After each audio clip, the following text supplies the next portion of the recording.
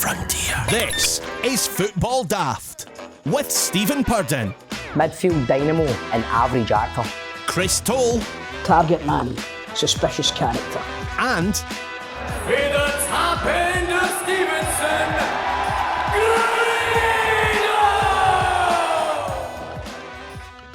Welcome to Football Daft. John, this is the way I'm going to be doing it for you. I've been listening to Talk Sopranos, right?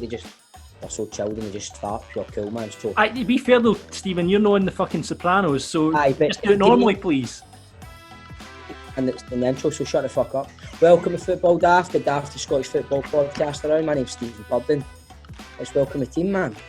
How you doing, mate? First, a man who continues on his quest to become the next Brian May. She's no guitar. Grado, how you doing, mate? You alright? What's happening, mate? I'm just playing away with guitar, man. I've learnt a couple of... I'm still kind of trying to perfect that Stereophonics song. And I've just been kind of chilling, playing a guitar and that, smoking fags and everything. Maybe yourself, mate. I like this idea, mate. I think this is the best intro ever. I think this is what we should be doing. I've just been listening to Talk Sopranos, man. I think we need to change our style a wee bit on the podcast, mate. Just be a bit more laid back. Aye, more kind of less Backstreet Boys, more Fugees, that kind of idea. Aye. I tell you who's not going to be laid back. I know. The man you're about to introduce. Now I'm going to go up a few octaves because I'm a wee bit excited to introduce this boy. Right, a man who this week constructed a deck out of old pallets and has come out of his sick bed / Champions League exit bed. It is now Chris Toll. How are you, my man? How you doing, Toll? I'm not well, lads. I'm sorry. I bet you fucking know. Listen, I'm genuinely only... I'm only here to take a flak because if I hadn't turned up with the questions would have been asked, man. Aye, so mate, let's just get right to it, man. Let's get right in it. Let's get right to it. Aye. You're not feeling well, right? You've made your betting and all that, right? We've covered all that. What the fuck happened last night? What happened? Lads, I'm What just the feel laughing? I was just sitting there thinking. No, I mean, you know it was a big day for football yesterday. First, they fucking pumped Sky Sports football. They've pumped Charlie Nicholas, Phil Thompson, Matt Letizia. Then Celtic get pumped out of Europe. What a fucking day. Listen, this is a fucking shambles.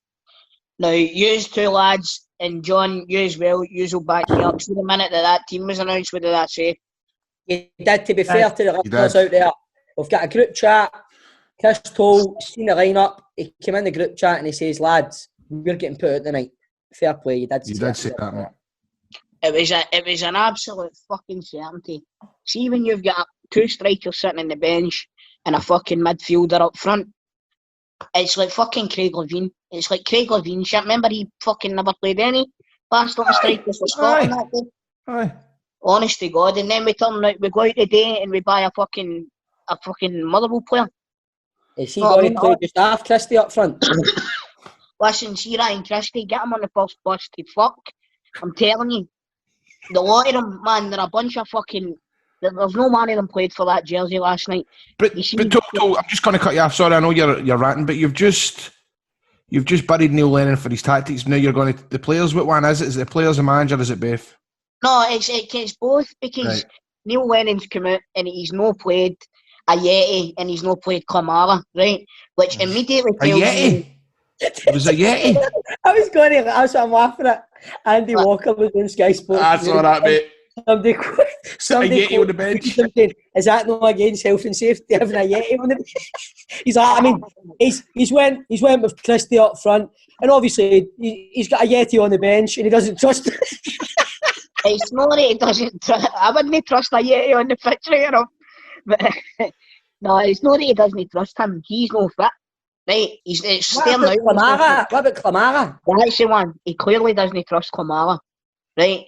And I think it was Tom McManus came out today and said if he was Kamara, he'd be in his office asking for a transfer. And I tell you what, it's not often I fucking agree with Tom McManus. But he's absolutely fucking spot on there.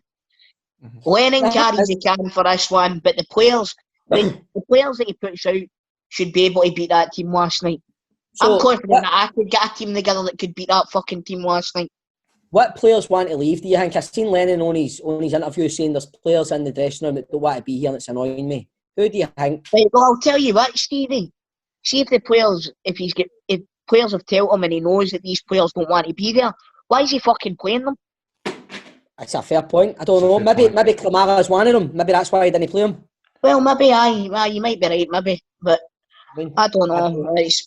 At the end of the day, he's cost us in fact, not just him. Right, you see, in the last 10 years or something like that, we've had 8 Champions League qualifiers, and we've only made the Champions League twice, I think. Right, that's not good enough. And people are like, Celtic shouldn't need to go through 4 rounds of qualifying. Why not? Because we're obviously not fucking good enough to get through the 4 rounds of qualifying. Right? I don't understand. And there's people coming out the day slagging Peter Lawwell. Let's just get fucking nothing to do with Lawwell. Lawwell's given Lennon 9 million to spend on 2 fucking strikers. To warm the bench. Exactly, he's sitting the bench in the most important games of the season. Do you want to know what the problem is? I'm sorry for cutting you off, Grado, right? No, the problem is Celtic are too preoccupied with fucking 10 in a row. And I'm telling you this now. See if fucking... they're not going to... I wouldn't be surprised now if we lose a few players, don't get adequate replacements in, and fucking Rangers go and win the league. And that... I know it's... I'll get fucking pelters for it, but I'm sorry. For the management, all the way right down, man. I mean, James Forrest, come on. Fucking hell, how many times have I said it already in the past few weeks? That cunt's a fucking chancer. Right, he's a chancer. Toll. I mean, this is affecting your health here. I'm getting worried about you, mate. You look like a bag of shite. You look as if you're... That's the game. Drink a juice. That's what I was going to tell you today, mate. Get yourself a wee drink of juice in you. Right, when you go. Hey, James Forrest. Fucking Frimpong done more when he came on last night in 10 minutes than Forrest's done the rest of this season. It's a disaster. Stevie, I'm 30 seconds after Charlie Nicholas. I'm not even joking, mate. Honestly. Fucking... oh, man. But, do you know what? Fuck it. Alright, I'm saying that we signed a Motherwell player, but David Turnbull's a good player. Right? If we're able to maybe offload it, Logic's obviously not in any plans at all. He's going to leave. Where does this leave Edward? Right, the transfer window's open to October. Say a Premier League team comes in for him for doing south, right? Say, I don't know, a foreign team that can give him Champions League football. You can't blame the guy now. No, absolutely not. Absolutely not. But do you know what? It looks like Mr. Dembele might be going to Barcelona, right? With Larson, and that's not a crystal rumour mill thing. That's apparently going to be happening. Right? Fucking, I'll bet you Leon come in for Edward. Right? Think so? Aye. I'll bet you they do. And if I can see he's accepting 20 million for him. And I know we should be looking for more. But see the amount of money that we lost last night in 90 minutes, they've got to make it back somehow, haven't they? And unfortunately, it always lands in the playing staff, and then it's the fans that need to put up with the fucking dross that gets brought in to replace them. Chris, It's soul destroying. Chris, can I ask you a question? Do you put, because that's 2 seasons now that Lens, you had Kluge last year and then obviously Ferencváros this season. Do you put the loss of potentially 60 million at Neil Lennon's doorstep? Not entirely, John. You can't blame it entirely on him. Like I said, that team that he put out last night should still have beat Ferencváros.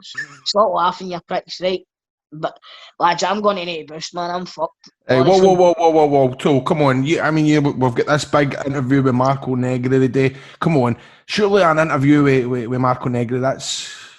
Hey, I'm sorry, lads. Do you know what? See, after yesterday, I can't listen to somebody that scored 150 million goals before Christmas for Rangers. I can't. It's just no. Right. I've not got it in me. Right, okay, mate. Well, what's your plans for... No, hold on. What's your plans for the rest of the day, mate? Just kind of... I'm going to have a bath, a roasting hot bath. And fuck up, man. I love it. Look at you, man. You're fucking pissing yourself. I'm going to have a bath. You better hope I've not get fucking COVID by the way. No, look, no. Me, Bob, John, the rest of the team at Football Daft, we do wish you a very speedy recovery, Tom, my man. Thanks very much, lads. Right. Take care. Right, cheers, Tom, mate. See you later. Bye-bye. Bye-bye. Bye, Chris. Bye. Well, that was Chris Toll, ladies and gentlemen. If you're still listening, we hope he gets better soon. He's not a happy Celtic fan today, but his health's the most important thing. I just hope he picks up. So what about Messi?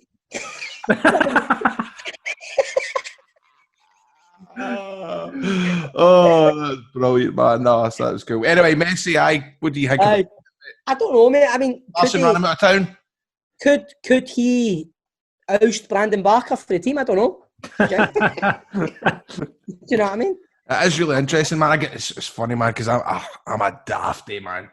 Somebody on one of the Rangers Facebook pages shared a thing with the Rangers logo and amongst all the other logos of the teams that they might go, and I'm going, holy fuck, man, shit, is that actually folk are thinking about? And I realised it was fucking a Photoshop and I get bammed up, man, so I felt well daft. Well, where do you think he's going to go? Mate, I don't know these things, mate. Man City. Fuck, I don't know, mate. What's the deal? I don't. What do you think? I think he'll end up at Man City or PSG. Right. Can you imagine if he ends up at Juventus with Ronaldo? Him and Ronaldo together. Imagine that. But did they get on in real life? Did they talk to man there? I think they've got a mutual respect. I don't think they've ever really crossed paths. I don't think they look like the type that are pals outside of football. So, but I don't imagine Ronaldo and they're professional enough to go on, wouldn't they? You know what I mean? Do you think we've got each other on like fucking Snapchat or that? No. Nah, I think so. Anyway, so I mean, to be honest with you, is he definitely, is that him by with Barca? No, I think it's going to rumble on for a while, man. I think it could end up in court because they're saying he's trying to activate a release clause that he had for the end of the season, but Barca are now saying the end of the season has came and went and they're now in a pre-season, so they're kind of saying you've missed your chance basically to go, and they're saying he's staying, but he's like, I want to go. Right, well, John, I think that's right, innit? I think that's right, John, innit? Yeah, that's spot on. Yeah. So it could go to the court of arbitration. So it could get very messy, and there's all sorts of talk of release clauses and what have you. But who knows? Oh, what about the Scotland squad this week? Big London Dykes is in Scotland over Australia, and you've got Robbie McCrory for Livy get his first call up. What do you think of that, mate? It's interesting to see Robbie McCrory getting a call up. I think John McLaughlin he got called up as well. Yeah. I didn't even know he was Scottish. I didn't even fucking know that. I didn't know John McLaughlin was Scottish. Right, see, this is where I don't like this. Fuck.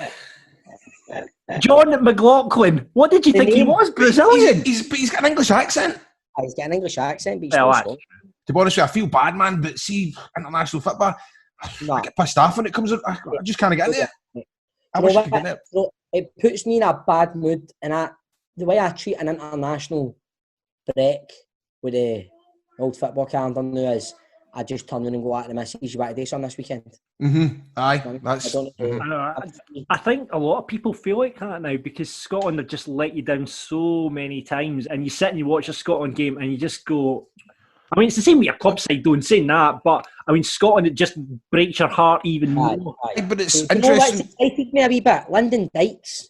That's excited me a wee bit. I think he's a very good player, man. I think he's decent. I think he's got a lot of potential. No, but John, it is interesting to hear somebody that's not an old firm fan to say, look, they're scunnered with international breaks as well. Is that the deal? You are like... No, it's not scunnered with international breaks. It's not scunnered, like everyone. I think everyone's just got fatigue with Scotland. It's just like, you know, we've been here now, you know, going round in circles for the last 12 years with Scotland, you know, getting so close and then fucking it up. You know, and it's just like, when's the next fuck up going to come? We've got great players, and that's the problem. It's so frustrating. You've got world-class players in that team now. You've got Andy Robertson, you've got Kieran Tierney. You know, you look at the abundance of midfielders that we have. It's just you're missing centre-halves and strikers, which we used to have loads of. And now we're missing that. Like Lyndon Dykes, I think, might make a difference today. I think he'll give you something that we've not had for a while. Do you know Is he better than McBurney, though? Is he better than McBurney? Aye. Mate, I'm better than McBurney. Well... Yeah, I think McBurney, his talents lie on Twitter, winding up Celtic fans. He's good at that. He's good at that, isn't he? He is good at that, man. I'm telling you. I don't rate McBurney at all, man. I really don't. I mean, there's very few strikers to choose between. But I mean, I'm like you say, I'm excited about seeing Lyndon Dykes playing up front for Scotland, especially if he's going to have to supply for midfield with the amount of good midfielders that we have, and hopefully, but it's playing to his strengths as well. If you're going to play him, you need to play to his strengths. Yes. So on the show today, we welcome a man who became an enigma at Rangers after scoring 33 goals before Christmas in his first season. He then barely kicked a ball in the remaining years of his contract before returning to Italy. I see the Soprano styles kind of went away then, aye. Oh, sorry, mate. Sorry, mate. So on the show today, we welcome a man who became an enigma at Rangers after scoring 33 goals before Christmas. We've got Marco Negri on, come on. Hey. I'm keeping the Sopranos. Right, sorry. He then barely kicked a ball in the remaining years of his contract before returning to Italy. It's Marco Negri. And it's Grado's turn on the Legends Lottery. And after getting Rob McLean a few weeks back, we're hopeful we can get somebody on this week. But Grado, I'm not holding out hope here. It's no fucking looking good, Troops. I have got somebody that I was possibly going to get on. Save it. Right. Okay. Just keep trying so we get time, right? On the big question, what's the best football chant you've ever heard? It's a 3-week rollover on the pro. Don't interrupt me, mate. It's a 3-week rollover on the pro set playoff, meaning there are 3 crates of beer to be won. At this point, we'd usually go to Chris Toll's room, but Chris Toll is in his bed, not well, with some sort of flu-like symptoms, and Celtic getting pumped at the Champions League symptoms. So now it is Grado who's going to take over with the rumour mill. Grado, what's happening? Here comes the rumour mill, and I'm not even trying.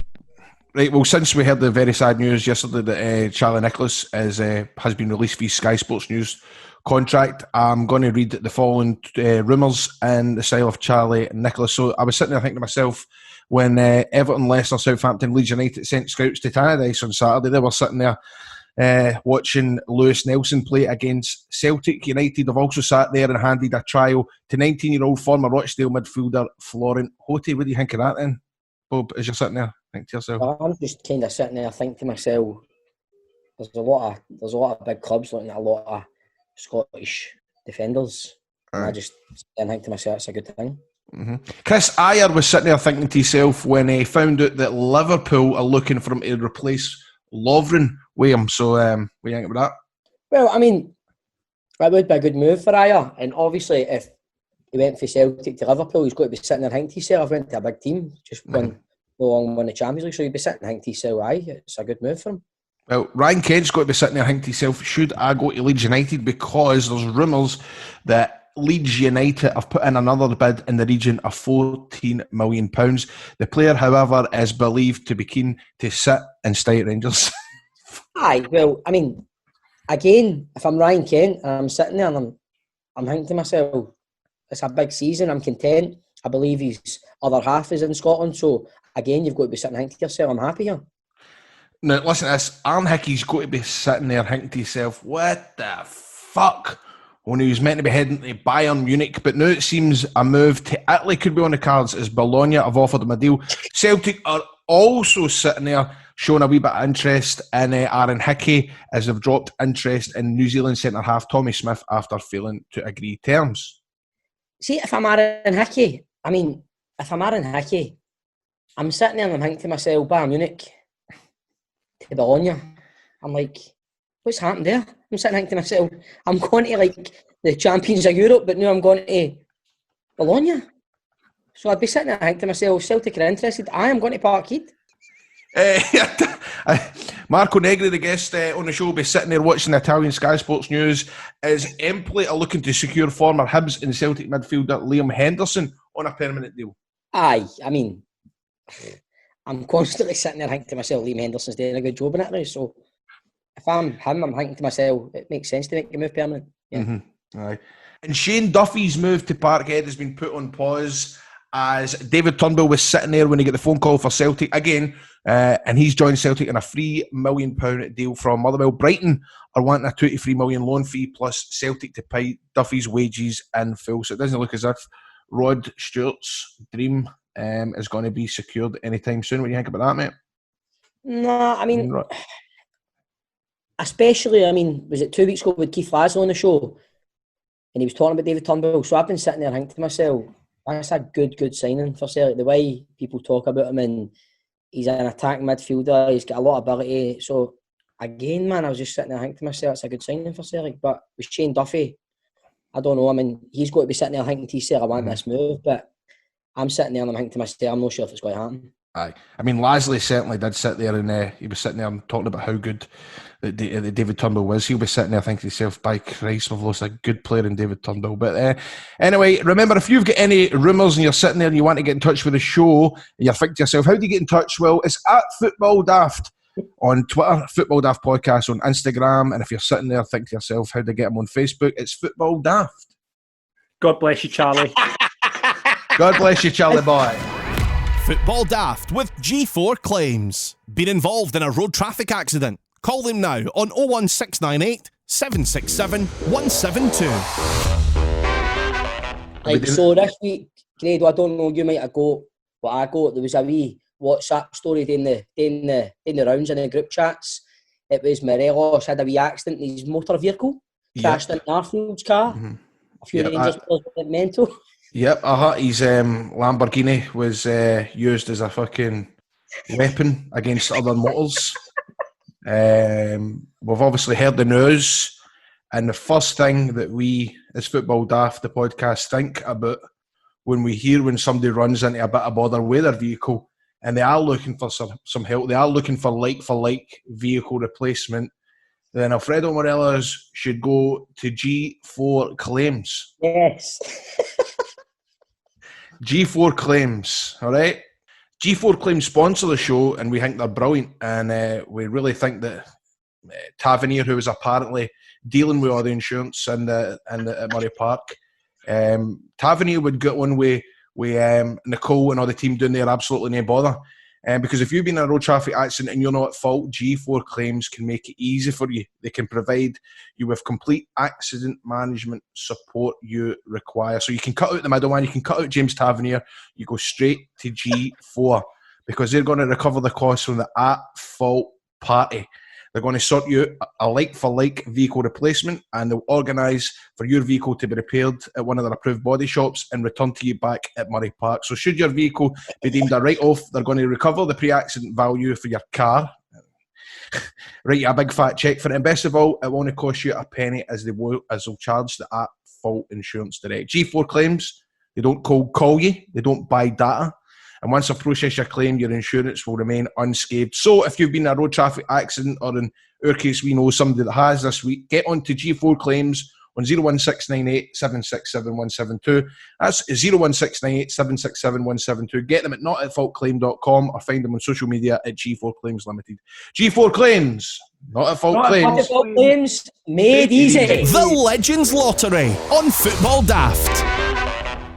Right, it's time once again to spin the wheel to see what hero of Scottish football turns up on our Legends Lottery. Each week, one of the team is tasked with finding a former hero and getting them on the show. Then you, the listener, rate how good they were out of 5.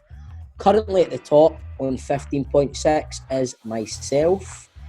And then in second place, we've got the Invisible Man today, Chris Toll, on 13.9, while Grado, mate, you're bottom, 7.8. But that changes now as we get my score for last week after I brought on Rangers women's team striker Lisa Swanson. What did I get there, John? Oh, Lisa was getting really good chat. We got a really good insight into what happened at her time at Rangers, and obviously she's now at Hearts. Punters liked a bit of Lisa, 3.7. Well, that's not too bad. Does that take you up to new, Bob? That puts me up to 19 something. 19.3. 19.3. There we go, man, 19.3. So I'm on 19.3. We Tolls on 13.9. Grado, 7.8, mate. I mean, obviously, you've had a few weeks where you couldn't get MD, but their days are gone. You dropped McLean on not long ago. How are you following that up with day, mate? Well, you know, obviously we like to get SPL heroes on this show, and we've had some great players on in the past. You know, yeah, we've had Brian McPhee, we've had who else? We had Chris Miller.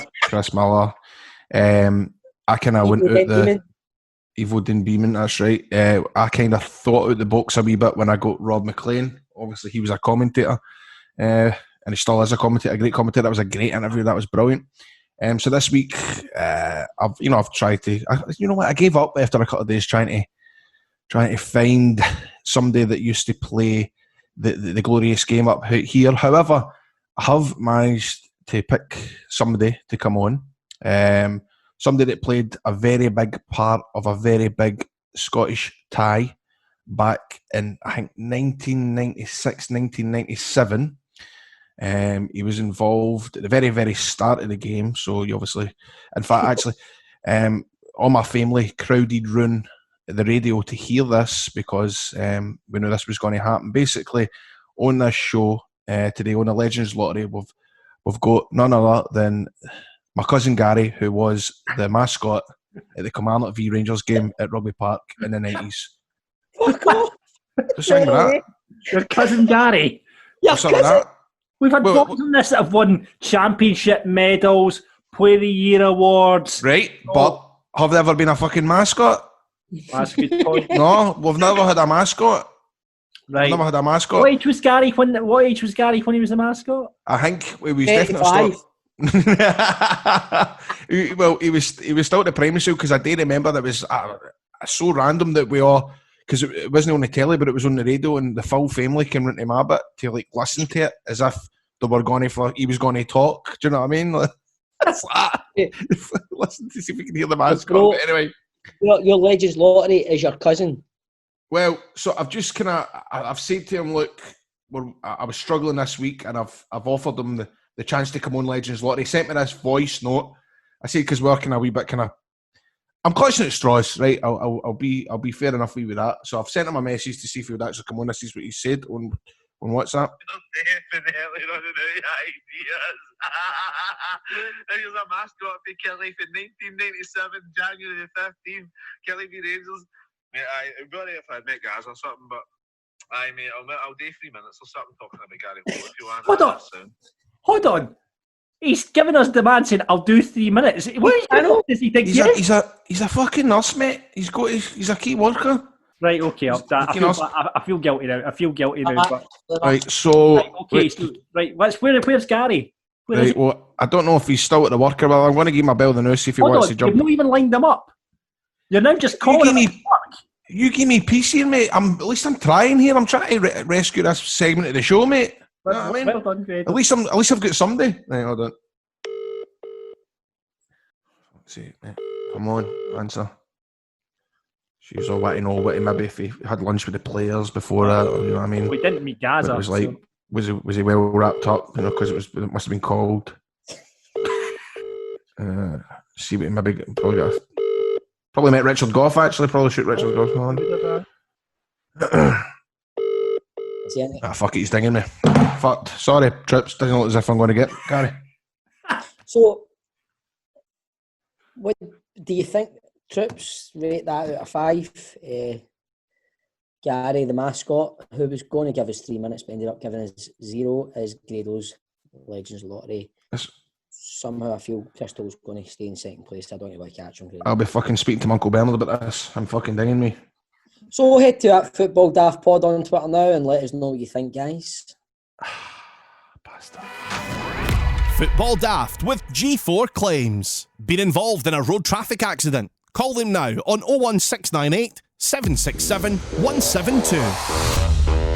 You can get more content for Fit by Daft on our brand new Patreon service. Patreon is a way forward. Just in case you don't know what it is, it's a subscription service that you sign up to not only support the podcast, but you also get to hear us talking a lot more shite. So shout out to some of the guys that have joined the last week.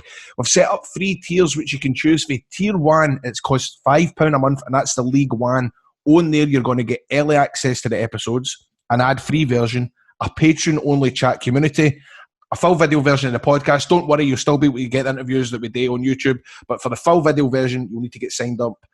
And you also get random bonus content. Tier 2 is £7.50, and that's the championship tier. You're going to get everything for Tier 1 plus some brand new podcasts. On there you can hear us talking our brand new shows, Rangers Daft and Celtic Daft. This week me and Bob were talking about the Morelos and Kent transfer speculation, as well as looking ahead to the game at Hamilton. You also get teammates. It's where each guest that we get on, before we ask the questions in the big interview, we ask them to talk about their teammates. We've just ripped off Soccer AM, basically, and up there you can hear Kevin Harper's and Keith Lasley's. This week you'll be able to hear Marco Negri's. We also get to see, which I think is the best part about the show these days, is the Football Daft outtakes, so you can check out what's happened in the show that's actually cut off because it's been one lot of shite, but actually when you watch it back, it's actually not too bad, isn't it, Bob? Tier 3 is your exclusive Premiership tier, which is only available to 100 members. That's a tenner a month, and you'll get everything we've just mentioned. Plus, you get a free Fit My Daft t-shirt. You must be signed up for a minimum of 4 months. You can play Chris or Stephen at FIFA, must be on the PS4. And your first chance, you get the first chance basically to be a pundit on either Rangers or Celtic Daft. But if you don't support them, you can get first dibs on the Beer 52 Pro Set playoff game. We're going to be adding more stuff to these tiers as the season progresses. But that's what we have to start on. So if you fancy that, get yourself signed up just now at the Patreon, patreon.com/Football Daft. That's Patreon, Patreon.com, and Football Daft, all the one word. Get involved now, as we'd love to welcome you to the squad. Football Daft with G4 Claims. Been involved in a road traffic accident? Get them now at notitfaultclaims.com. As families reconnect, as shops reopen, as you begin to get out and about again, don't forget your mask. Face coverings are now mandatory in shops and supermarkets across Scotland, so make sure you order yours today from rightdose.co.uk. Right Dose is your personalised pharmacy delivered, and we've got face masks fit for all the family, ready for delivery in just one day.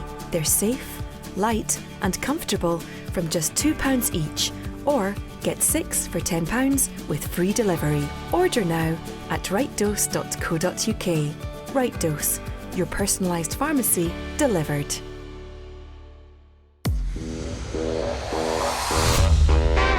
So it's time once again to try and give away 3 cases of beer this week from Beer 52 as we play the Pro Set playoff.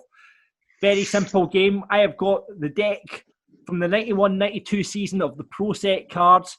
I'll read the description of a player from the card, and you've just got to guess who it is. Now, we get a punter on each week to take on one of the boys, and this week, welcome to Football Daft, it's Alan McDougall. Hello, how you doing? Welcome, mate. Welcome, mate. I'm good. How are you? Not bad, not bad. Where's wee greeting face today? He's off ill, Mate. Alan. He's off ill. Oh, I bet he is. No feeling well, mate. What do you think, mate? What do you think about that? It's amusing. So, Alan, you're currently hid in a corridor at Brayhead shopping, aren't you? Sure am I. Are you shopping or do you work there? No, I've just come up with the missus, so she's in the car with a sleeping baby just now, so I've nipped out. Brilliant. Committed listener, Come on, man. mate. That's commitment. Oh, nobody catches you shouting, Willie Faulkner! Was fucking Roy Aitken doing the camera. Listen, it's 3 crates of beer on offer. Basically, Grado's 3 crates of beer on offer this week. Grado has been on fire the last 2 weeks, and he's taking on everyone. So, who would you like to play? Because we've not got Chris here today because he's off ill, obviously. So, who would you like to play, Stephen or Grado? I think I wanted to avoid wee Toll because he's a brains, I think. I'll take any of them. Right, okay. Listen, you don't want to... Grado's on fire, so Mate, let's... nah, but I don't feel it this week, mate. I hope it's both because I don't feel it this week.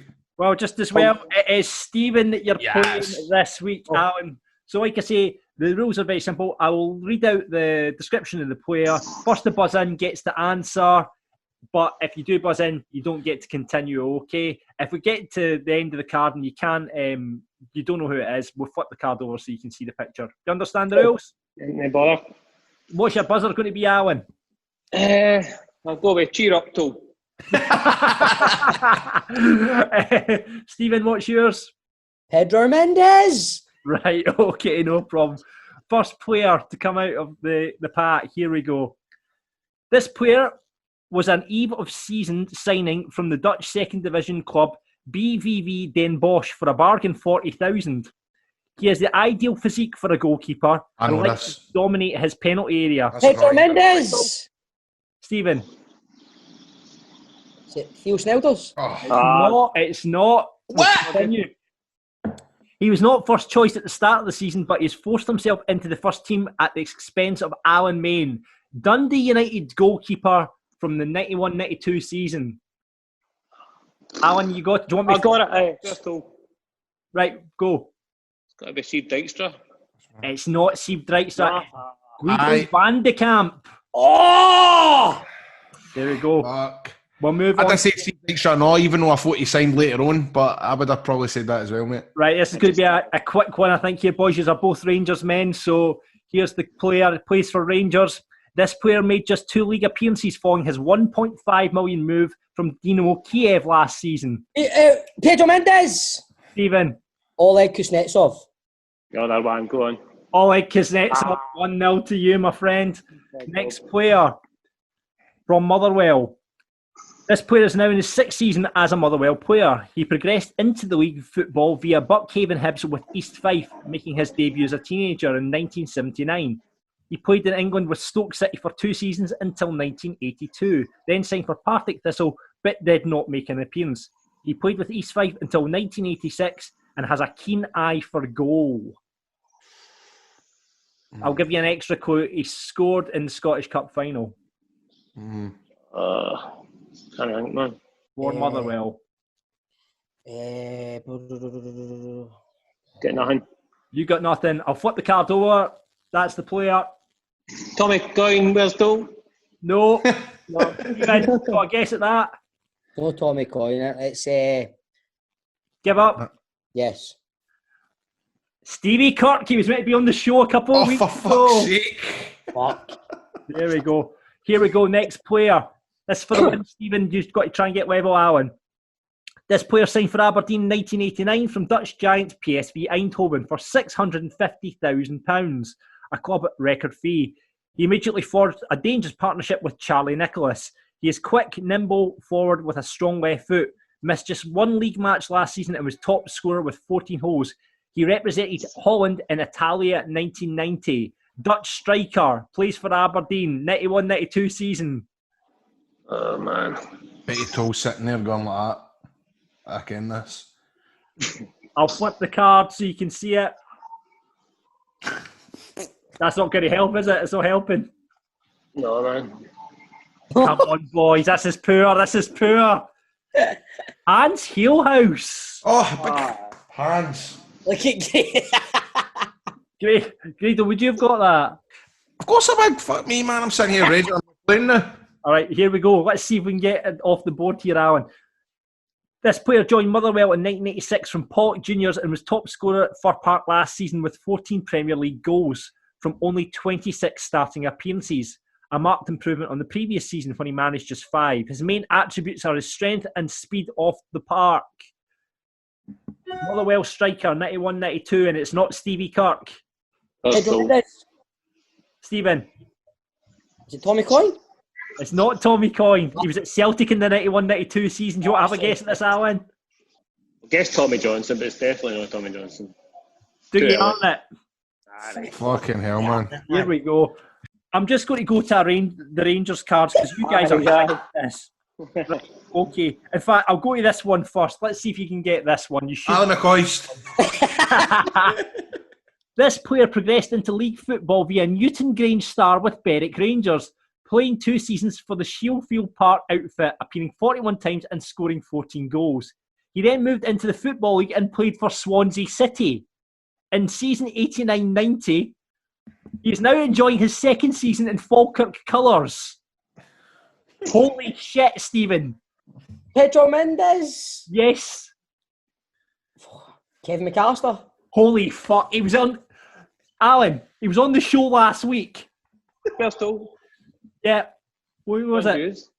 It is John Hughes. Oh, Holy that's shit, bad. Stephen. Oh my God. 1-1. Let's do a Rangers player to decide this because you two are useless. Oh, right, first fastest one in here, all right. This player is the golden boy of Scottish football, starting his career with St Johnstone. Well done, Stephen. Who is it? Super Ali! Super Ali! That's a fucking redneck. We've had to do that.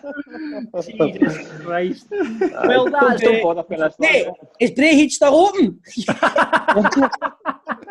The cleaner just walked by. I think she's trying to get me out. Alan, thank you so much for playing. Cheers, lad. Fortunately, that means you didn't win the beer, but for everybody else, it means it's 4 crates of beer up for grabs. Quadruple rollover. Unbelievable. Yeah, does that mean they need to pay the fucking £20 back postage package or something? Good for the postage fine. So if you want to play next week and win 4 crates of beer, do that by tweeting us at FootballDaft. Winners need to be over 18 and stay in the UK. And remember, Beer 52, it's a monthly subscription service for beer. They source it from all across the world. Some brilliant beers in there that you can get, stuff you've never tried before. So get free beer right now. And, you know, we're going to sort you out a carry-out for the weekend right here. beer52.com/daft. If you go there now, you just have to pay $4.95 for postage and packaging. We'll send you a crate of beer and you can get sorted for the weekend. So head there right now, beer52.com/daft, and get your first case of beers for free. Football Daft's big question. We all love a sing-song at football with new Are you players. still doing that soprano stuff? Let him be, John, come on. All right, You've go got on the- We all love a No. sing-song at football, and with new players coming into your team at the start of the season, there's always opportunity to make up new songs. So this week we asked, what's the best chant you've heard at a match? What's the best chant you've heard at that? John, you must have some whoppers, man, Falkirk. There's a couple of good ones. My favourite of all time is Eddie May has a massive cock. That's probably my favourite. Eddie May. I don't think that's going to be beaten already. Eddie May has a massive cock. What a penis. Have you fucking seen it? Eddie May's got a massive cock. Right, Me? so that was a big question. Did you sing about the Last chance. I'm with Grado, that's not going to get beat, man. I know, mate, I know. Why just go straight to what the punters have said? George says, I remember this. Seabo's on, we're taking the piss. That was against Celtic, I remember that. I remember that. Rab, Scotland fans to Italy fans, we're going to deep fry your pizzas. I can see John right at the front, man, singing that, starting that chant. I can see him with his Falkirk mates. We're going to deep fry your pizzas. Deep fry your pizzas. Getting Huckle and all that for fucking anti-Italian racism. Brilliant. He's a massive cock. Not phoning his family and all that. He's been pure locked up. Fucking, what'd you get done for? I touched him and said deep fried their pizzas. Wanker. Right, Alan says, singing "You're just a shit Jack Sparrow" to Ryan Edwards of Patrick Hudson. That's quite funny. That's good. You're just a shit Jack Sparrow. Aidan says most people who have visited Lynx Park will be aware of Hamish and his songbook. Mainly just made up songs about how every player, team and manager in Britain is shite and how he should be on the park. Brilliant. Up in Montrose, I've been up to Montrose a few times, and this boy is class. Like he comes out with some shite. Like That's fucking It's brilliant. funny, man. Nasely just made up songs about how every player, team and manager in Britain is shite and how he should be on the park. We need to get him on the show. I know, mate. He sounds brilliant. Right, Mikey Ruddock says he's tall, he's quick, his name's a porno flick, Emmanuel. Oh, I said Johnson Sports singing about Manny Panther. He's tall, he's quick, his name's a porno flick, Emmanuel. Right, call me if he was singing that, St Johnson's. So Alan says he's big, he's red, his feet stick out the bed, he's Peter Crouch. Jazzy says it's nae that Rooney, your granny is safe from Aberdeen. So. Right. It's nae that Rooney, your granny is safe. It's nae that Rooney, your granny is safe. Oh, that's fucking brilliant. That's brilliant. John, do you know what you're turning into, man? In this show today, a football casual, mate. Football hooking. I know, man. You know This what, is mate? the dark side of John's coming out now, innit, man? Lewis says, I just like the fact that it took weeks for Samasi Abu to learn the Hearts fans weren't booing him when he played, but instead were chanting his name, Abu. I like that one, John, aye. I do. We actually had some late entries come in as well. All right. We've got the old classic, Posh Spice is a slapper, she sags all over town, and when she's pumping Beckham, she thinks of Craigie Brown. That was from... I don't know if that was Motherwell or Aberdeen. These are rolling off the tongue far too quick, mate. I know, mate. Ian Hamilton put that one on. I could just imagine you sitting on like the Footy Mad, or would you call it the Pie and Bovril Forum or something like that? Sitting, going through all these. I can picture you doing that, man, your lunch break. Yeah, I love a good football chant. Donkey says, There's only one, Bobby Pitta. He was shite, now he's better. We took him to Mass, and now he's pure class, walking in a Pitta wonderland. One from the 90s. I don't know what the tune is from the 90s. It's from Kevin, says, we can't read, we can't write. It's from the Brecon supporters, by the way. We can't read, we can't write, but that don't really matter. We support Brecon and we can drive a tractor. I don't know what the tune is, but we can't read, we can't write, but that don't really matter. We support Brecon and we can drive a tractor. Which just doesn't even rhyme, so. That's fucking brilliant. And he tried to get the matter to line with the tractor. Tractor. We can't write, but that don't matter. We can ride a tractor. I still not getting that. I still don't get the tune for that. I don't know what the tune is. But Kevin, get in touch and let us know what we need to sing that to, please. That's great. It's a belter, man. Football Daft with G4 Claims. Find them on Twitter, Facebook and Instagram at G4 Claims Limited. Let's welcome to Football Daft a man who made his name in Italian football with spells at Cosenza, Bologna and Perugia before arriving in Scottish football in 1997. With 33 goals to his name before Christmas and 23 in his first 10 games at Rangers, the man was a phenomenon. Please welcome to the show none other than Marco Negri. Welcome, Marco. Thank you for hosting me. It's a pleasure. Listen, Marco, we've been very excited about this. Very, very excited. We've been talking about it in the group chat, and it's good to actually see you here, man. It's brilliant. So, Marco, how did your move to Rangers come about? In fact, actually, tell us a wee bit about your career in Italy before you moved to Rangers, and then tell us how the Rangers deal came. Okay, I made my youth development in Udinese, a Serie A club. Then, I started to go on loan around Italy. And then I'm very proud because I gained the way to play in Serie A and Serie B because I gained on the pitch. I won, the championship on the pitch. So when I was kid, I had a dream, of course, to score and play in Serie A. And at 25, my first game in Serie A with Perugia. We won. I scored the only goal, the winning goal. So, it's something that really, is a dream that came true. And then, because you are always trying to compete to higher level, you want more. You want to compete with the best. And to me, playing the Champions League was really, really another level. So I had the chance to move abroad. I knew something about the Rangers because we played with Juventus in Champions League in the tournament. So we watched on TV the games. So I knew everything about Ibrox atmosphere, about, the Scottish football. So when I had the chance to sign with some other Italian guys like Amoruso, like Gattuso, like Porini, I had no doubt. But I really, really understood how big was the move, how big was Rangers Club, and how big was Ibrox and everything when I just arrived in Glasgow, because it was another level. Already in the Glasgow airport, everybody knew me. Everybody was asking me an autograph or something like this. And I hadn't signed it already. So I said, it's a good start, But then really, when I arrived to Ibrox, I was speaking to Walter Smith and looking around the Ibrox trophy room or the pitch. I had in my mind, I want to play in this place because it looks really, really amazing. And then, everything started in the right way, scoring a lot of goals.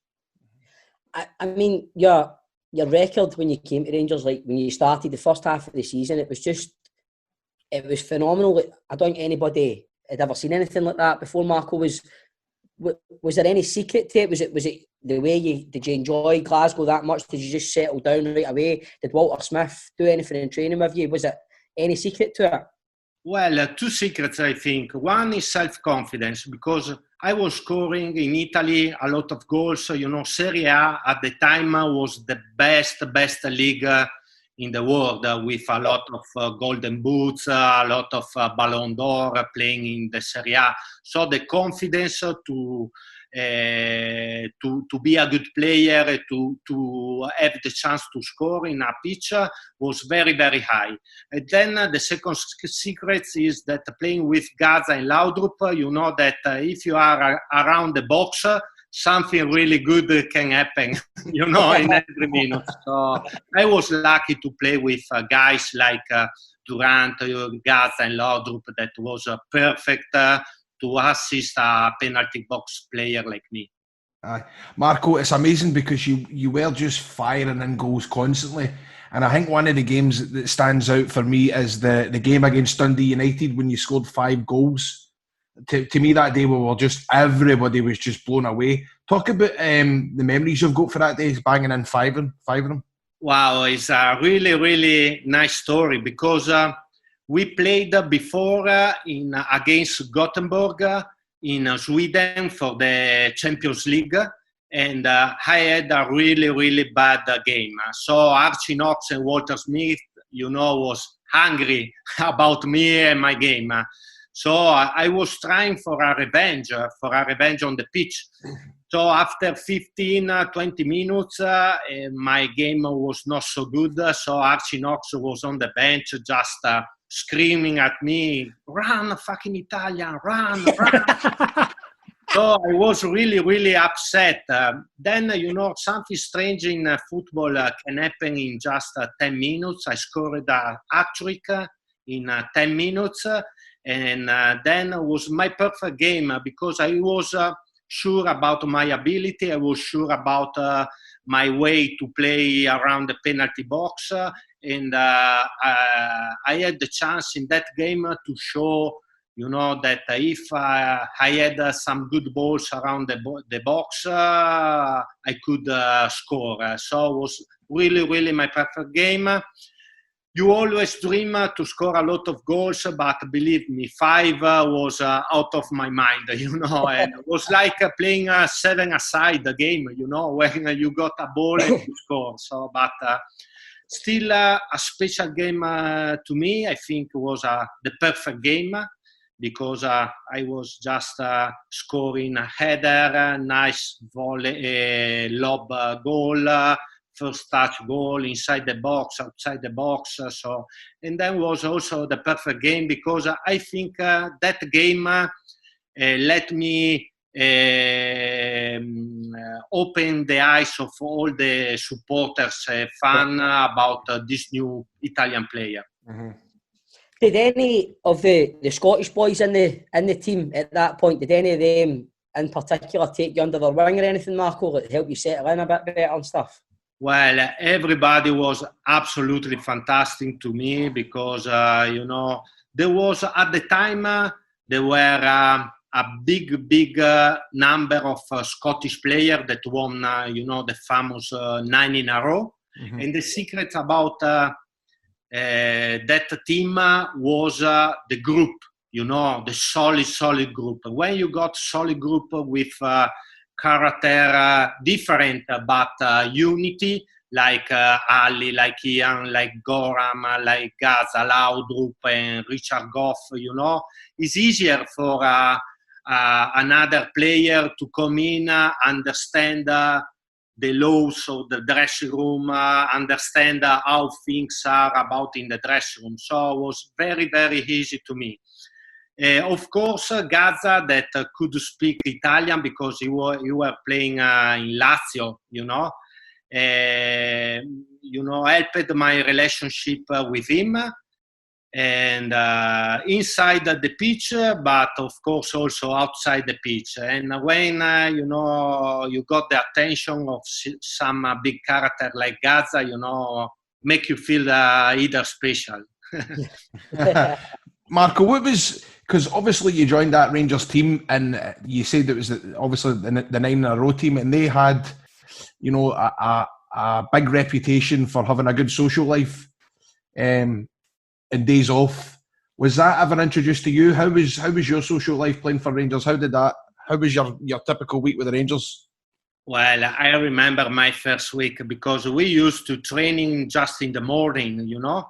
So after the training, the guys like Ali, Andy, Ian, Gaza told me, "Hey, come on, Marco, join with us for a lunch." So I was thinking, okay, you know, for to introduce myself, maybe is a good way.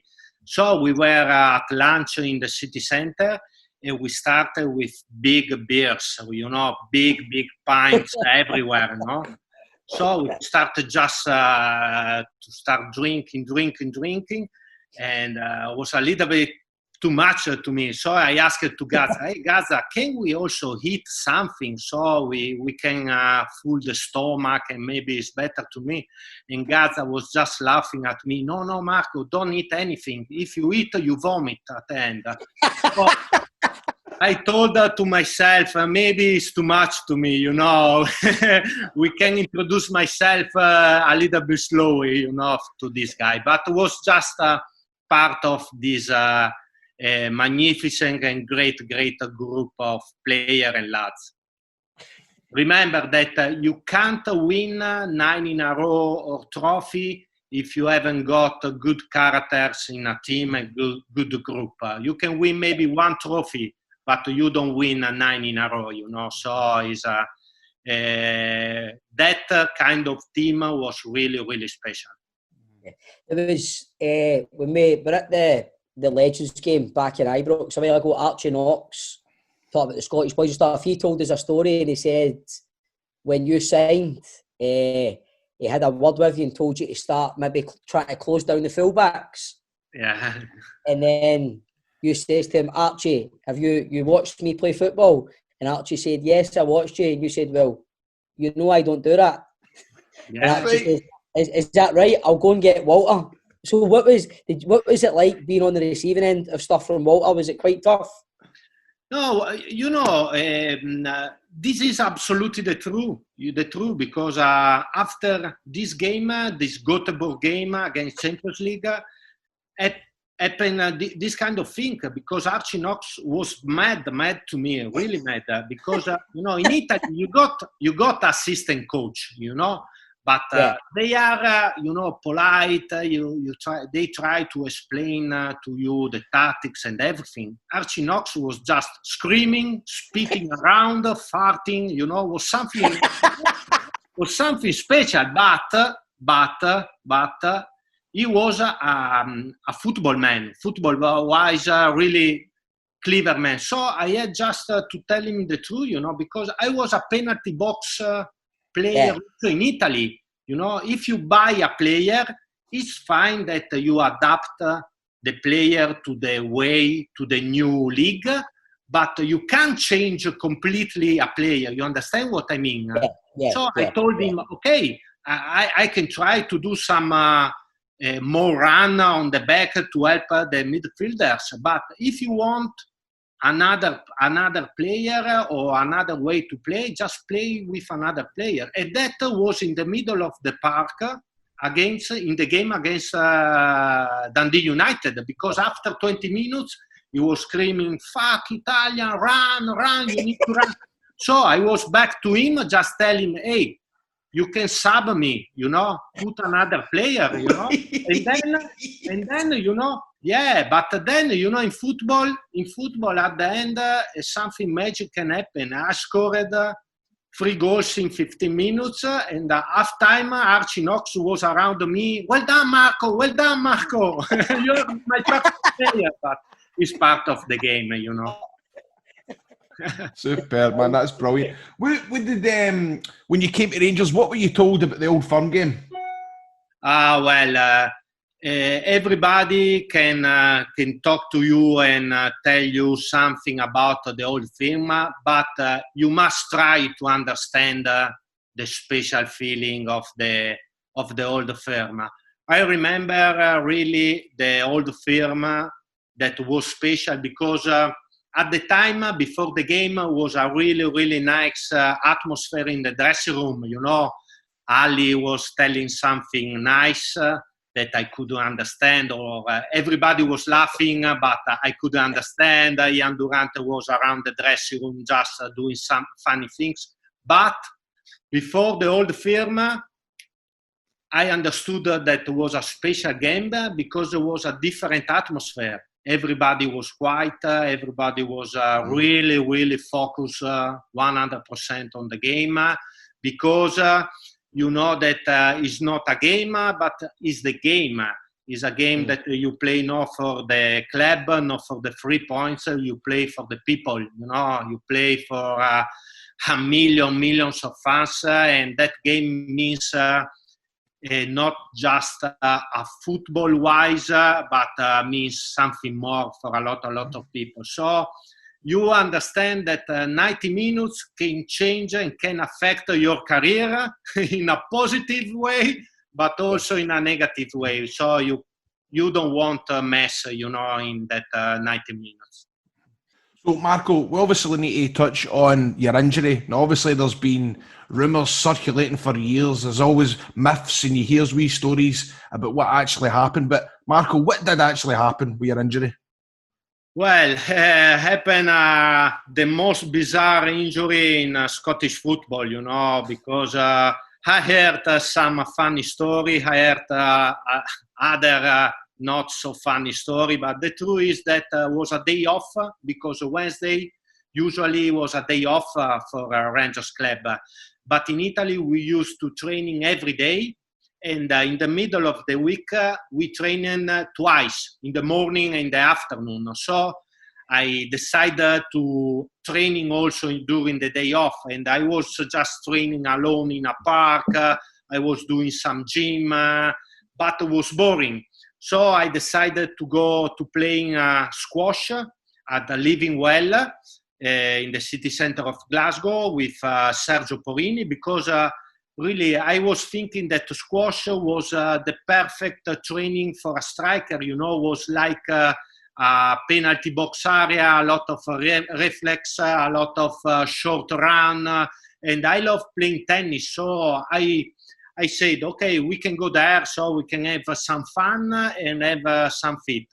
Unluckily, I chose the wrong guy because the ability with the hands of Porini are worse than on the feet, so you can understand that he was really, really bad. But, you know, it's a bizarre injury, but it's something that now, after more than 20 years, I can speak with a smile on my face. But believe me, it was really, really tough thinking that I was scoring 30 goals. I was on the top of the league with the Rangers. We were winning the 10 in a row. I was winning the Golden Boots. Some national team cup was coming. So, and you go to play with squash, and you know, the ball hit me straight in my eye, and my retina was just fluttering, and I couldn't see very well. The funny story is that after my injury, we were looking for a hospital, you know. So we took a taxi, and I told the guy, okay, first hospital, closest hospital to the Living Well. So the taxi stopped. I was entering to this hospital, but it was a maternity, you know. Was when the woman gave the birth, the Rotterdam hospital.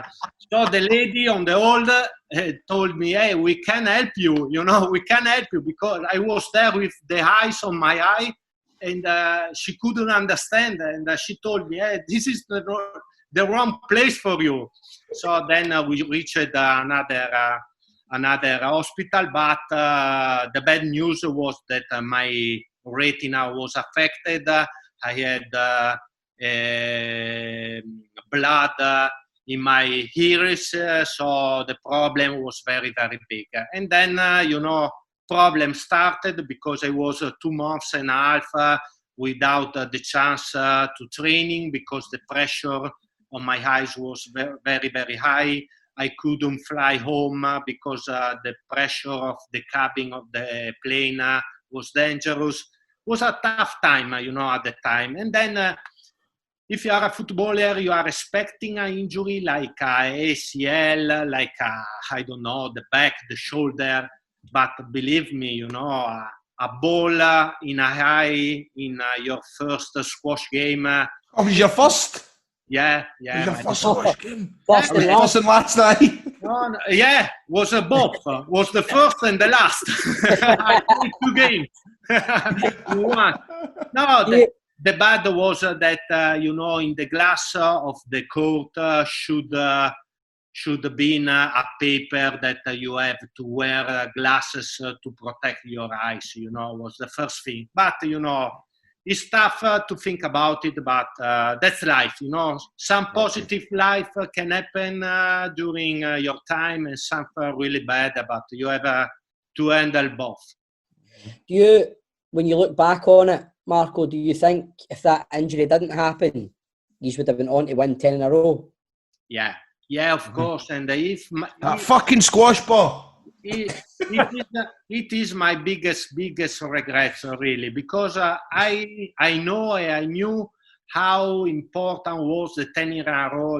I remember every game I was playing. Thousands and thousands of fans singing 10 in a row, 1 more to go, 10 in a row. It was really, really something that you can feel it, when I was playing. And was so important.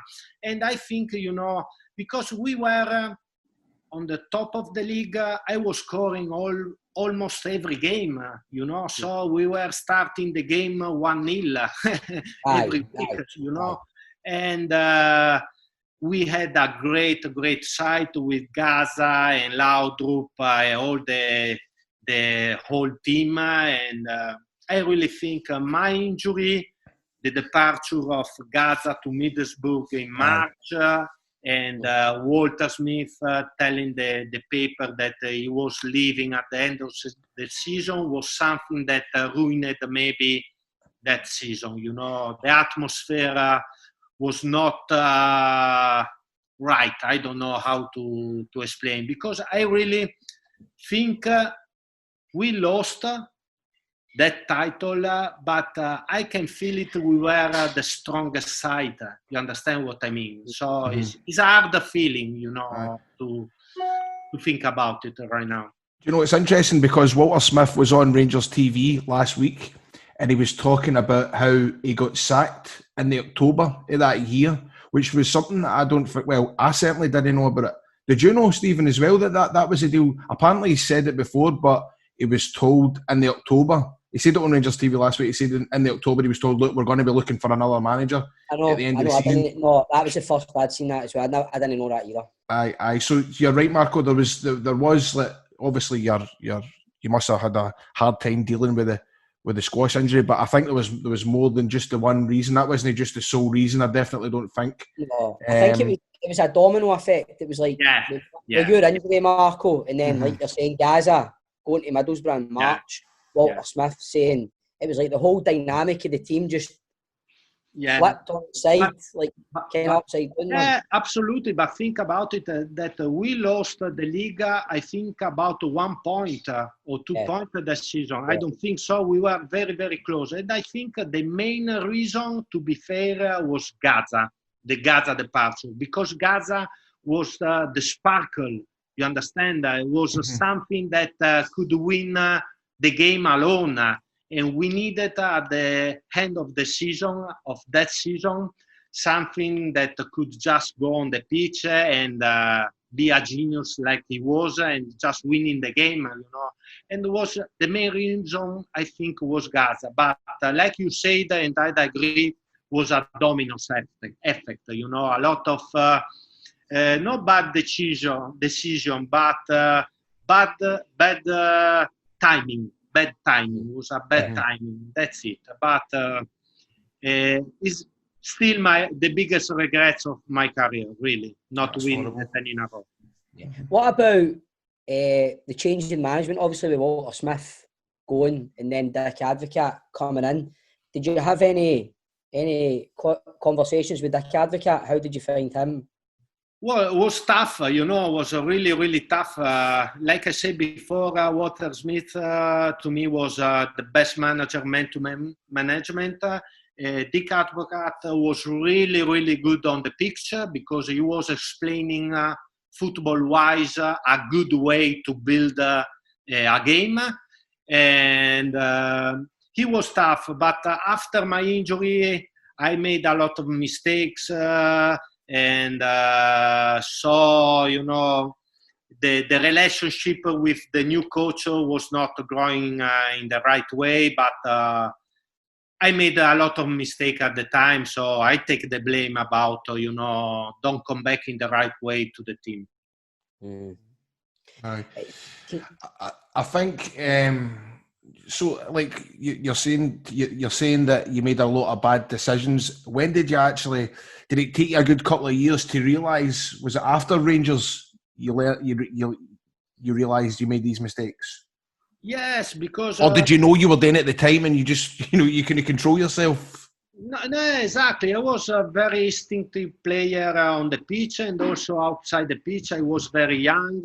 In some way, I was arrogant because a striker must be arrogant, you know, self-confident always. So at the time, I was thinking just about myself and my reasons. And sometimes you have to listen also the other and understand when you are wrong. Of course, we are humans. Everybody's making mistakes. I paid a lot of that mistakes because, like I said before, Rangers was the top of my career. And I just burned the chance to play a lot of season with the Rangers top. So I paid on my skin my mistakes. But you know, then you grow up, you got some gray beard and gray hair. You understand, you know that. You know, in life, sometimes it's better listen the other and put a little bit in aside your reason, but it's too late now. But it's good to admit when you make mistake. Was it your decision to leave then, Marco, or was it the club's decision? No, but you know, when I was in the right place, in the best club I could dream in. And you must accept that during your career can be some high and some low, and you must accept the low. You know, you must be patient and wait for your time again. At the time, I wasn't patient. You know, I was just wanted to play, just wanted to have the reason in some point, and you know, when you put. You know, when you think that life is black or white, you know, you put also the other one in a bad situation, you know. And at the time, my life was white or black, you know. And so I decided to move. Then I had some other injury and I had some other problems. Then when I wanted to really come back to Rangers and show to myself that I was wrong and show also the people that I had made the mistake, I couldn't because I wasn't fit anymore, you know, because a lot of really strange and really tough injury hit me, and so you know it was just about timing, you know, and that's another big regret of my career. So Marco, hey, don't cry. No. Don't cry, please. That's why I'm saying, well, do you know what? Because I'm sitting there and you do make me quite emotional because I do see somebody that realises they made a mistake, and obviously it must play in your mind now. Even though you have these amazing memories for playing for Rangers, but I'm sitting here, I'm looking at you, and I'm going, I bet you can make a fucking great pasta.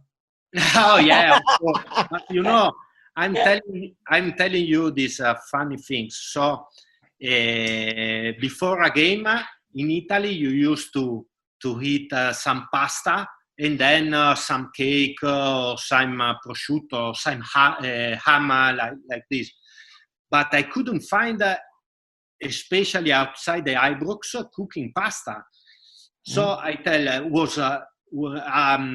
on my plate was coming some pasta that I couldn't eat really. So I was in the kitchen away, just telling the people, but why you can't cook right pasta? And because you must let boil the water, and when the water is boiling, you put the pasta inside for 10 minutes. It's very easy. Some salt, and that's fine. No, I've always heard it should be like seawater. The water should be very salty, like seawater. Yeah, no, you let boil the water. When then you put a little bit of salt, like this, you know the score. Exactly. And then you put the pasta. It's very simple. But when I was in the kitchen, the guy was cooking, showed me that he put the pasta in the cold water and just let everything and I said, no, come on. No, what are you, a crab? Do this to Italian guy. No, please, no. Just a funny thing. No, I'm saying no wonder you were crabbit sometimes. See, and also I want to ask you as well, right? You said before you came on the show, you're a big wrestling fan. I really want to know who Marco Negri's favourite wrestler is. Wow, at the time, I remember another funny story because I was speaking about wrestling in the dressing room, and the son of the boy of Laudrup was also interesting, in the wrestling and everything. The day before, Brian Laudrup came to me and he gave me a VHS, a video, This is from my son. It was some action of wrestling, some wrestling. Yeah. So it was the difference was that it was a boy and a player, No, but I used to love Eddie Guerrero, Shawn Michaels, Kurt Angle, The Undertaker was really, really, really amazing, Was Grado and producer John do another podcast called Wrestling Daft. They'll get you on that as well, Marco. Okay, no problem. I can come with a mask. Hey, there's one thing you don't need is a mask, Marco. Don't worry about it. Okay. You need to watch some of my matches, Marco. I'll give you a link. Right? Okay. Watch me versus Drew McIntyre. You'll be blown away big, and I'm telling you. So Marco, do you keep in touch with any former teammates from Ibrox? Absolutely. Because now, with coronavirus, it's very tough because I'm not been to Scotland recently. But, I'm always happy when there is a charity event or a charity legend match or some NARSA or a convention. You can meet the supporters, fans, but also, all the teammates like Michael Moles, Richard Goff, Marvin Andrews, Nacho Novo, Arthur Newman, George Alberts, really, really nice guy. Because what is missing to me from football is the dressing room, funny story. The guy that you put in the middle with some funny story. That's the most important thing, because the action on the pitch is gone, but the characters of everybody is still there. So it's like to see we see each other maybe once a year, but it's like we're still together. And the Rangers fans used to say, once a Rangers, always a Rangers, but it's not just some words. It's the way, the Rangers fans live the club, are living the club, are living everything, about Rangers. Definitely. What do you think of the team at the moment, Marco? What do you think of our chances this season? Very, very big. Very, very big. I'm really, really confident.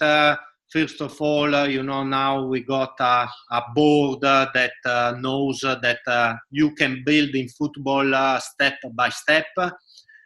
We got are really, really great gaffer. Steve Gerrard, I think, is the right man in the right place. He's a winner. You are a winner when you win something, and he won everything. And just if you are a winner, you can pass to players and also to the supporters the winning way to think football. He's really, really good with the press. He's really, really good to sending message to players through the press, and it's not so easy. It's very important right now in football. It is not so easy. Of course, he's building his manager career because maybe he's doing some little mistakes. But the right things is that he is improving from mistakes, and that is really, really important. The difference between the last season and this season, I think, are numbers. I think, if I'm not wrong, we got a 0 goal conceded.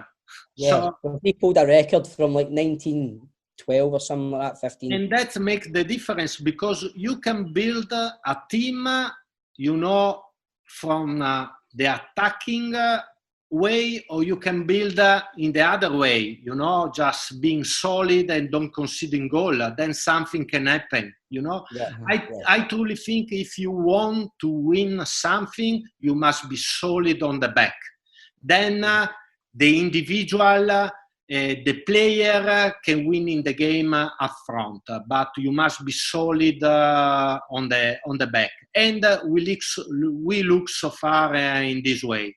Then up front, we got a lot of really exciting players, that can play in the space between the defender and the midfielder, like Hagi, like Kent, like, Haribo, and, something can happen also, especially at Ibrox. I truly think and hope that fans can be back to the stadium because, supporters at Ibrox is the 12th man, so also the team needs the fans back.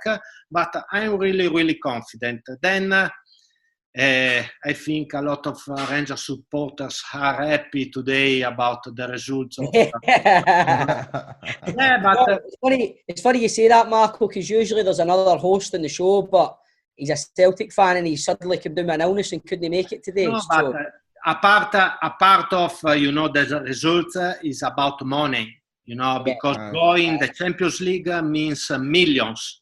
Millions, very simple. In football, it's very simple. Millions can buy good players. Good players are going to let you win the games. So, I know the Rangers' way to think about football is just be focused 100% in our team. But I think we can take a disadvantage too. Marco, can I ask you one question, right? At the moment, you're talking about your playing days when you said you made mistakes and stuff. At the moment, we've got a striker, Alfredo Morelos, right? He's obviously upsetting a few folk, not training properly. Recently, it was being reported. What would your advice be to him? I don't think I'm the right person to advise him, but you always must think that beside a player, there is also a person, a human person. He's very young. He is thinking, he's playing with the heart because he always played, with 100% of effort. You must always see the big picture, not the end of this picture, but the big picture. So it's being always effective. He score a lot of goals. And it's not easy when you see every day in newspaper that you are going to be sent to training in the right way. Because think about football is a special job, but in every job, if you are not sure that your career is in a proper direction, you are focused 100%. But I think like everybody is saying, the badge on the top in front is bigger of any name on the back. Yes. And I think that if Morello can stay, I don't know, maybe until January, I don't know, it will be a big boots. But also in Italy, you say that it's better to leave each other that ever met each other in life. You know, so if something is going to end, you know, it's good that everybody's got something back. You know, and maybe you don't know. It's very young, Morello. He can come back. You know, when maybe in a few years. Aye. It's, well, do you know what, Marco? This has been one of my favourite interviews. If only I could tell 12-year-old me that I'd be talking to Marco Negri about Eddie Guerrero, man. Honestly. Yeah. Honestly, I'd never believe it. But before you go, you have to see me in action with my boy. Really? Hey, Marco, don't try this at home. Oh, no, I know. I know. Brilliant. Honestly, it's been an absolute great interview. Probably the highlight of doing this podcast so far. What do you think, Bob? It's been, like Grado says, like if I could look back and say I'd been interviewing Marco Negri when I'm older, man. It's brilliant, mate. Honestly, thanks for giving up your time. Really appreciate it. But before you go, every week we do this podcast, Marco, and we put our guests' football knowledge to the test with a 90-second quiz. Would you be up for doing that? Yeah. Right. So I'm going to tell you what some of the scores recently. Mark Wilson and Keith Lasley, they're joined at the top leaderboard with 14. Kenny Duker and Kevin Harper just behind in 13. Barry Ferguson is third on 12. And other scores are Ian Murray's on 7, Jim Leishman on 5, Big Mac Sue Patline is on 3, and holding everybody up at the bottom of the table is Falkirk's David McCracken. He only got one question right. So 90 seconds, Marco, and you can't pass. You must give an answer. Are you ready for this? No. I've just looked at the second question, man. I'm peeing myself. So, Bob, I'm thinking maybe you're better off asking. You're probably better off doing the quiz because I'm going to buckle that second question. Right, so 90 seconds on the clock, John. Yep. You ready, Marco? Yeah. Right. Must be. What English club has Lyndon Dykes joined? English club. Chelsea. Who won the Highland League last year? I don't know. John, that's brutal, man. Right. What club did you go out on loan from Udinese to? Novara. What teams played in the Champions League final? Paris Saint-Germain versus Bayern Monaco. Yeah. Who is the new Barcelona manager? Koeman. Mark Kerr manages which Scottish club? Who did you score 5 goals against at Ibrox? Dundee United. Which Italian international played for Dundee in 2003?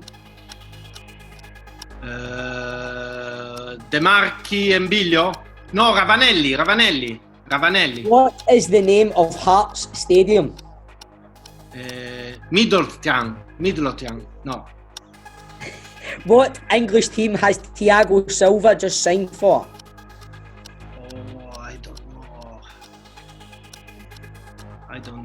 I don't know. Which Scottish Premiership club has an eagle on its badge? Time. Oh, you can still answer that, Marco, if you want to. Marco's asked. Very bad.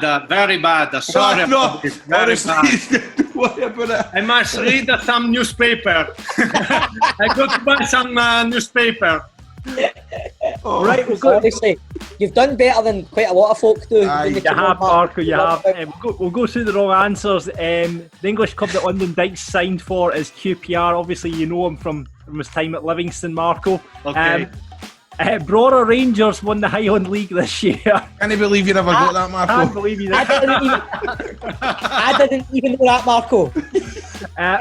Mark Kerr is the manager of Ayr United in Scotland. Hearts Stadium's called Tynecastle, though I did like the Middleton. Tynecastle, yeah. I've been there. Yeah, you've been there. 4 goals there. The English team Thiago Silva has just signed for is Chelsea. Chelsea. And the Scottish club with an eagle on its badge is Inverness Caledonian. Okay. But you're not bottom of the league by a long shot. You beat several people on the leaderboard. You've got 5, Marco. 5, okay. That's my number. Well played, I just had a delivery there.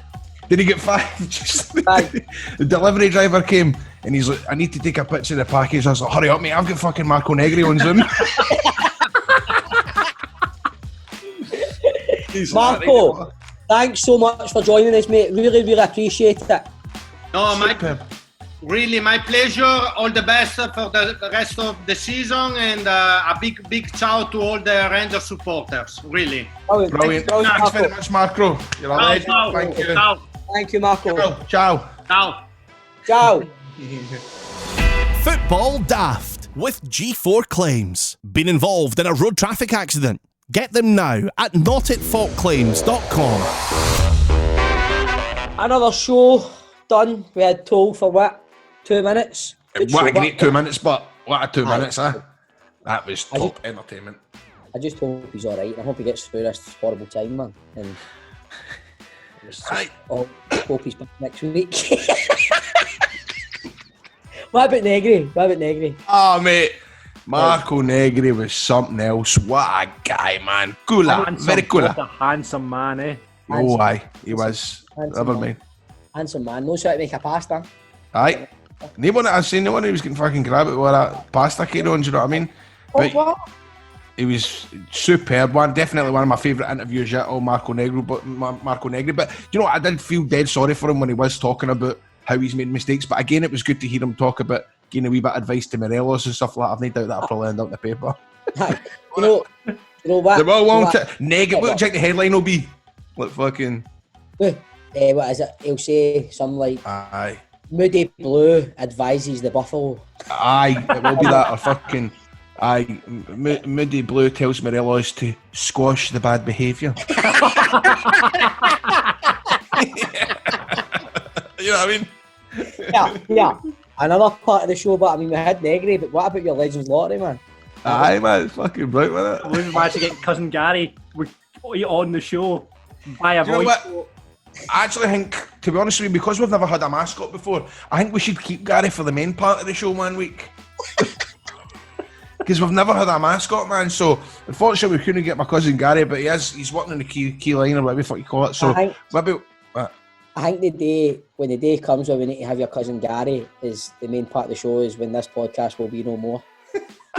Anyway, I've really enjoyed myself, troops. I think it's now time. It's now that time. How are we going to play it this week, John? Any ideas? You're ready to have your guitar this week, but you forgot it. Oh, it's out in the boot. 2 minutes.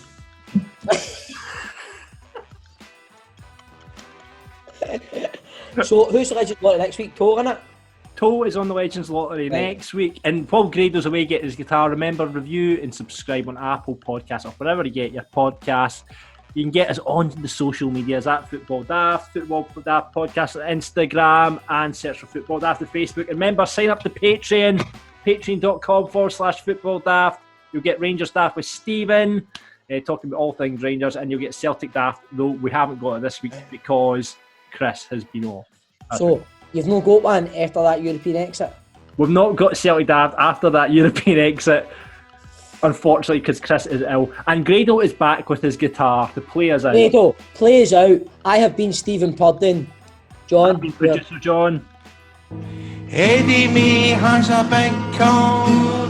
Eddie Me has a big coat. Eddie Me, what's it go again, John boy? Eddie Me has a massive cock. Eddie Me has a massive cock. Eddie